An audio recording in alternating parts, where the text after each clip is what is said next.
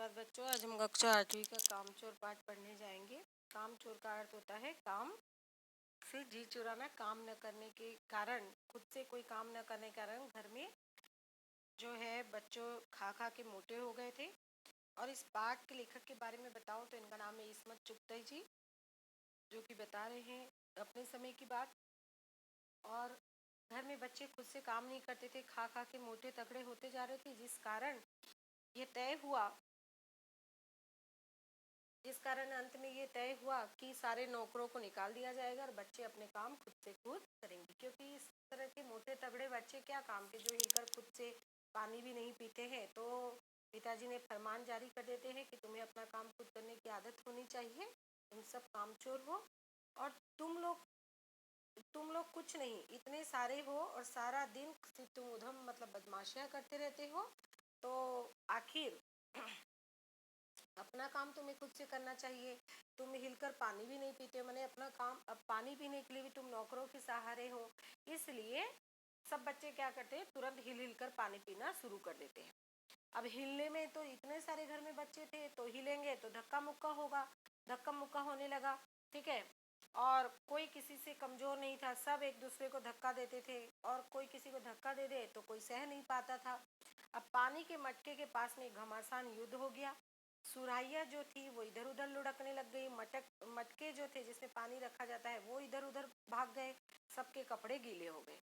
अब माँ ने निश्चय किया कि भला ये क्या काम करेंगे। और पिताजी कहते हैं कैसे नहीं करेंगे, देखिए अभी मैं बताता हूँ। फिर वो बोलते हैं कि जो काम नहीं करेगा ढंग से उसको रात का खाना नहीं मिलेगा। बिल्कुल एकदम शाही फरमान जारी हो जाता है। अब ये सब काम करने के लिए तैयार हो जाते हैं और ये बोलते हैं कि भाई अब हमें काम बताइए क्या करना है। तो कहा जाता है कि तुमसे जो काम हो सकता है तुम वो करो। जैसे दरी मैली है, आंगन में बहुत सारा कूड़ा पड़ा है, पेड़ में पानी देना है। ठीक है। तो कहते हैं कि तुमसे कोई मुफ्त में काम नहीं करवाएगा, तुम ये जो काम करोगे इसके बदले तुमको तनख्वाह मतलब सैलरी भी मिलेगी। अब उनके पिताजी ने जो काम बताए थे, दूसरे कामों का हवाला भी दिया। मालिक को तनख्वाह मिलती है, अगर सब बच्चे मिलकर पानी डालेंगे। तो उनकी माँ ने कहा कि हे भगवान, अगर सारे बच्चे मिलकर पानी डालेंगे तो घर में बाढ़ आ जाएगी। फिर भी तनख्वाह के सपने देखते हुए सारे बच्चे, सैलरी किसको अच्छी नहीं लगती, तो बच्चे भी जुड़ जाते हैं अपने अपने कामों में। एक दिन क्या करते हैं वो लोग, डिसाइड करते हैं, तय करते हैं कि फर्श की दरी जो है वो साफ करनी है। अब चारों कोना पकड़कर और कुछ लड़के चारों कोना पकड़ लेते हैं और दो चार लड़कियां जो थी वो उसकी धुआंधार कुटाई करने लगते हैं दरी की। तो सारा घर धूल में भर जाता है, सब खांसते खांसते बेदम हो जाते हैं। ठीक है। अब बुरा हाल हो गया सबका, घर में पूरा धूल ही धूल, सबको आंगन में निकाला गया। फिर वहाँ इन लोगों ने फौरन झाड़ू देने का फैसला किया। अब सैलरी क्योंकि सबको लेनी है और झाड़ू एक थी। ठीक है। तो इसलिए एक क्षण में झाड़ू के पुर्जे पुर्जे निकाल दिए और जितनी भी सीखें थी, सब एक एक सीख जो होती है झाड़ू की, वो सबके हाथ में आ गई। मम्मा जो उनकी अम्मा थी वो सिर पीट ली, भाई बुजुर्ग काम करने देंगे तो इंसान काम करेंगे। बच्चे बोलते हैं आप लोग हमको काम करने दोगे तो हम काम करने देंगे ना। अब जरा जरा सी बात पर अगर आप लोग हमको टोकोगे तो हम लोग काम कैसे करेंगे। असल में झाड़ू देने से पहले इन्होंने क्या किया, कुछ सोचा कि इसमें धूल में अगर पानी छिड़क देंगे तो ज़्यादा अच्छा होगा। अब पानी छिड़कते ही पूरा कीचड़ बन गया, सबको वापस आंगन में निकाला गया। अब तय हुआ कि चलो पेड़ों पे पानी दी जाए। अब तनख्वाह तो सबको लेनी है, तो सारे घर के बच्चे कोई बाल्टी, कोई लोटा, कोई तसला, कोई भगोना, सब लेकर वहाँ चले गए। अब एक दूसरे को कोई गिलास, किसी को कुछ नहीं मिला तो गिलास लेकर सब लोग नल पर टूट पड़े। और यहाँ भी एकदम घमासान मच गया कि क्या मजाल कि किसी के पास एक बूंद पानी किसी के बर्तन में आए, ठूसम ठास, किसी की बाल्टी पर पतीला आ रहा है तो पतीले पर लोटा आ रहा है, किसी के भगोने और डोंगे हैं। पहले तो धक्के चले, फिर कुहनिया और उसके बाद में बर्तन एक दूसरे को मारने लगे। फौरन उनके बड़े भाई बहन, मामू मौसी, फूफी, सबको भेजा गया और फौज मैदान में हथियार फेंक कर, मतलब वहाँ से सारी फौज, सारे बच्चे वहाँ से हट गए। अब इसी ढींगा मुश्ती में, इसी मार पिटाई में बच्चे कीचड़ में भी लथपथ हो गए। अब नहलाकर कपड़े बदलवाने के लिए नौकरों की संख्या भी कम पड़ गई। पास के जो बंगले थे वहां से नौकरों को बुलाया गया और एक बच्चे को नहलाकर उसे कपड़े पहनाने के लिए 4 आने प्रति बच्चा दिया गया। अब ये लोग पूरा एकदम कायल हो गए, सचमुच हम मतलब सफाई का काम तो हम लोग के बस की बात नहीं है और पेड़ों की भी देखभाल हमसे नहीं हो सकती, तो मुर्गियों को ही हम बंद कर दें। अब बस क्या था, शाम होते ही बांस छड़ी जिसके जो हाथ लगा मुर्गी को हाँकने लगे कि चल दबड़े में, चल दबड़े में। लेकिन मुर्गी को तो किसी माने किसी ने जैसे ऐसे लग रहा था बच्चों को कि जैसे मुर्गियों को भी किसी ने भड़का दिया। वो लोग भी इधर उधर दौड़ लगाने लगी। ठीक है, एक तूफान सा जैसे घर में आ गया और जब सारी मुर्गियाँ इधर उधर भाग गई तब एक जो खीर एक प्याले में रखी हुई थी वो सारा दीदी का एक कामदानी दुपट्टा था और बिल्कुल उनके सर में जाकर लग गई, दुपट्टे और सर में जाकर लग गई। बड़ा सारा मुर्गा क्या किया, वो उनकी अम्मा का जो पानदान था उसमें कत्था और चूना लगा हुआ था, उसके ऊपर उसका पंजा लग जाता है तो वो नानी अम्मा की सफ़ेद जो दूध सी चादर थी उसके ऊपर दौड़ता हुआ चला जाता है, तो एक फूल का डिजाइन उस पर एकदम छाप पड़ जाता है। और एक मुर्गी क्या होता है, वो दाल के पतीले में जाकर छपाक मारकर गिर जाती है।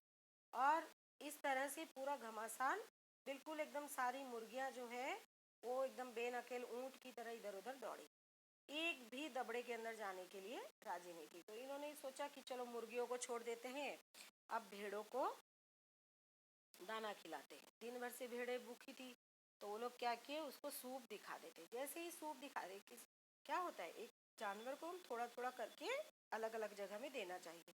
बच्चे उसको भेड़ सब्जियों की जो थी दाना का सूप वो पूरा दिखा देते, सारे एक साथ झपटते हैं। ठीक है, कोई तखत पर चढ़ जाता है और भेड़ की चाल तो मशहूर है, तो उनकी नज़र बस दाने के सूप पर जमी हुई थी। पलंग को फालानती हुई, बर्तनों को लुढ़कती हुई, और वहाँ पर बानी दीदी का एक दुपट्टा फैला हुआ था जिस पर सलमा चंपा ये सब सितारे से सजी हुई थी। ठीक है, तो बड़ी दीदी मुलगरानी बुआ कुछ बता रही थी। भेड़े बहुत ही संकोच उनको रौंदती हुई अपने मेंगनों का मतलब उनके जो गोबर का छिड़काव करती वहाँ से दौड़ी। जब तूफान गुजर गया तो ऐसे लगा जैसे जर्मनी की सेना होती है ना, उनके टैंक और बमबार जैसे उधर से छापा मारकर गुजर गई। अब जहाँ जहाँ सूख गया भेड़े शिकारी कुत्ते की तरह वहाँ वहाँ हमले करने लगी। अब हज्जन माँ जो है उनके घर में एक पलंग पर दुपट्टे से मुंह ढककर सोई।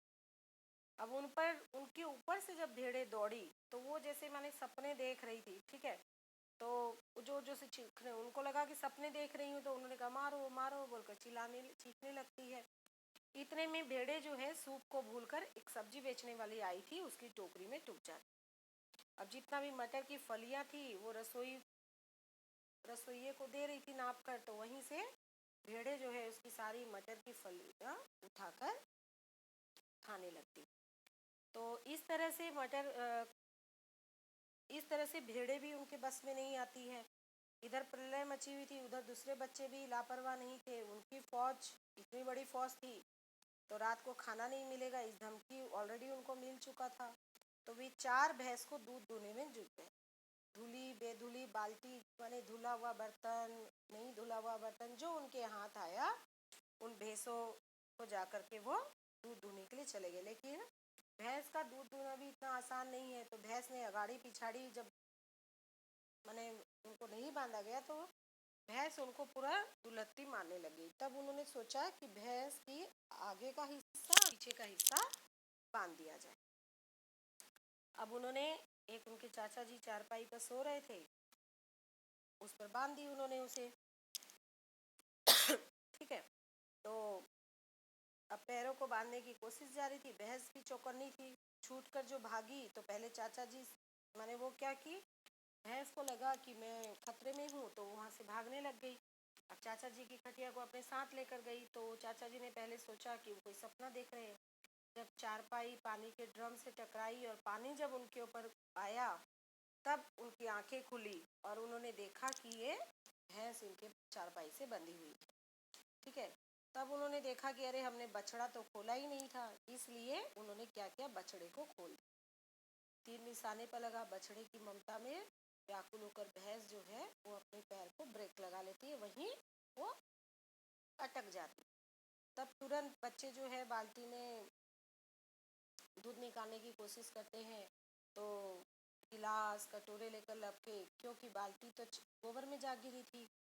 बछड़ा भी बागी हो गया, तो कुछ दूध जमीन पर, कुछ कपड़ों पर, और 2-4 बूंद कुछ जो है गिलास कटोरों में आई, बाकी सारा बछड़ा पी गया। अब घर में तूफान खड़ा हो गया। ऐसा लग रहा था कि जैसे सारे घर में मुर्गी, भेड़, तसले, बाल्टी, कटोरे ये सब थे। बच्चे बाहर निकाले गए, मुर्गियों को बांधा गया, ठीक है, तरकारी वाली आंसू पोछे गए, उसके उनको कुछ बाहर जाना दिया गया।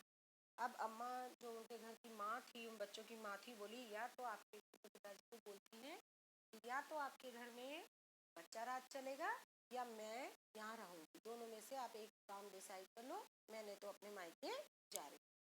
तब अब्बा ने सबको, उनके पिताजी ने सबको एक कतार में, एक लाइन में खड़ा किया, और जैसे एक बटालियन का कोर्ट मार्शल